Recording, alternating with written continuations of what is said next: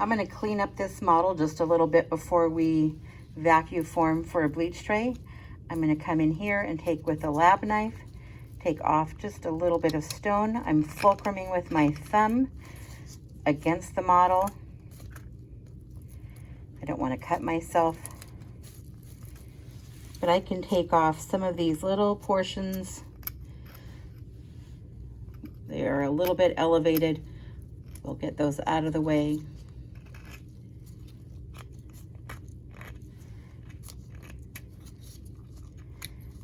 The lab knives are up in the cupboard.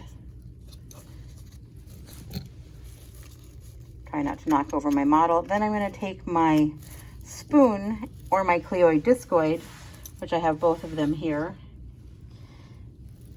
and I'm going to remove some of that excess stone dots on the occlusal and on any gingival surface that would get in the way. They just flick right off. There, that one went.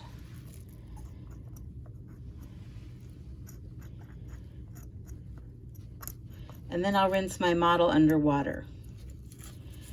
It is better if the model is dry when we make our bleach trays.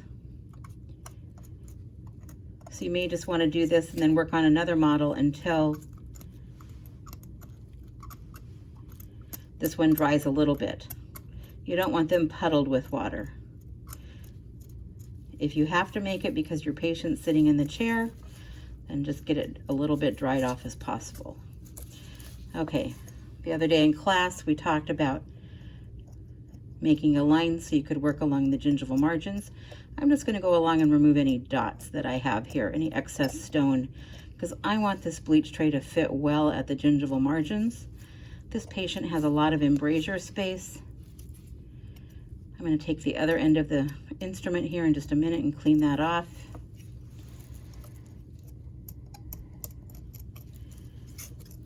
We have a nice big dot of stone right there on the interproximal, and here.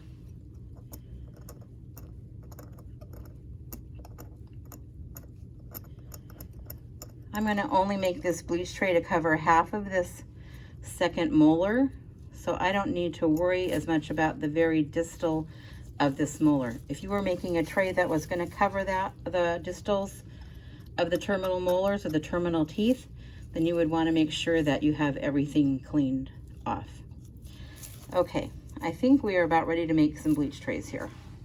I'm going to give this a rinse and we'll let it dry.